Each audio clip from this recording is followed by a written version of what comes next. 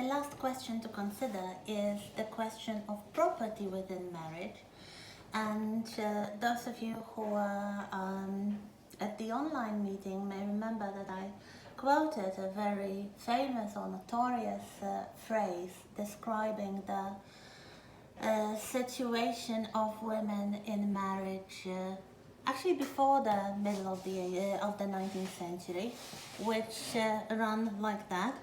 According to the English law, husband and wife are one person, and this person is the husband. It means that whatever a woman brought into marriage, sometimes with the exception of dowry, if there were special legal documents provided for that, but under the so-called common laws of the regular practice of the law, whatever property, money, valuables the woman brought into marriage, or she earned, or she inherited during the marriage, they belonged to the couple, and according to the law, the husband was given the responsibility to represent the couple legally outside the home. So in practice, everything depended on the husband, and he could dispose of the couple's property any way he pleased. Of course, all these questions, all these legal issues are important if the marriage is not working, because most marriages, luckily, do not need any intervention from the law, and people get married with good intentions, and most of them still continue to live in happiness, or at least friendly conjugality, and they do not ever need any intervention from the law. But of course, the function of the law is to protect the weaker in whatever situation, and in the 18th century, in the 19th century, the weaker party in the marriage was always the woman.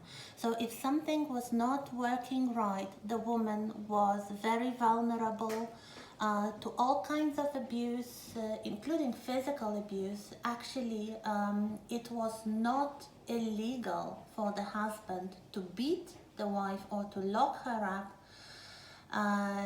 providing he did not do it out of cruelty, but to correct her.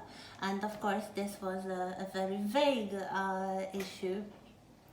Also, the husband could decide where they would live. He had basically all the rights. So if the husband chose to abuse those rights, a woman had very little protection. This started to change in the second half of the 19th century by passing of some important acts. So the first such act was called the Married Woman's Property Act, and it was passed in 1870. Then it was extended under the same name, Married Woman's Property Act, in 1882. And only in 1882 the woman got full legal rights over her property. Before that, there was an old system of the so-called coverture. The legal language actually differentiated between the single woman and the married woman.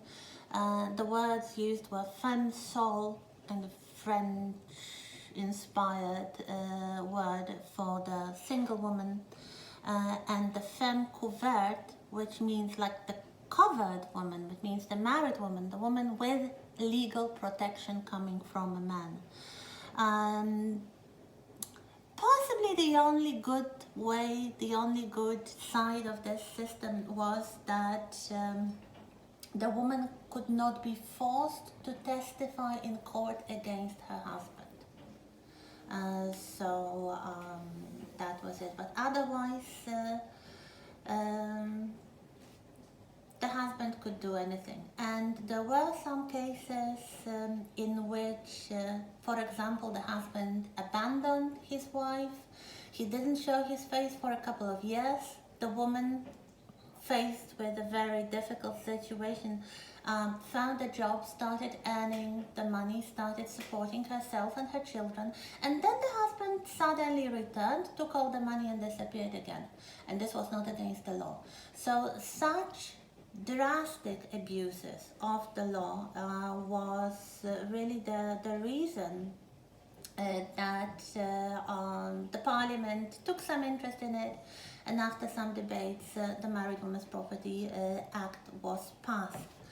So under the first version from 1870, the women got the rights to their earnings. So the situation, if the woman worked and she was given pay for her work, this was for her own separate use, independent of her husband. So the earnings and then the inheritance. So if a woman inherited something from her side of the family during the marriage, this was also her property, and this was something that she owned independently of her husband, providing the worth of the inheritance was not higher than £200. £200 was a lot of money. In the 19th century, the estimation would be that one Victorian pound, which was a gold coin, would be the equivalent of £50 today. So if the inherited property was worth less than £200, the woman could keep it. If it was more than £200, so a larger fortune was involved, it belonged to the husband. So this was the new legislation, which, as I said, was later extended in 1882, and under the Married Women's Property Act of 1882, women had more equal rights to her property. So they could receive land, they could inherit land, they could keep all the money that they earned, that they received from rent or any other way. So that's the situation, and I will give you the link to this BBC. It's just one episode, less than an hour long. The Scandalous Women of the 19th Century. So you'll hear more about Caroline Norton and two more interesting cases coming from the 19th century.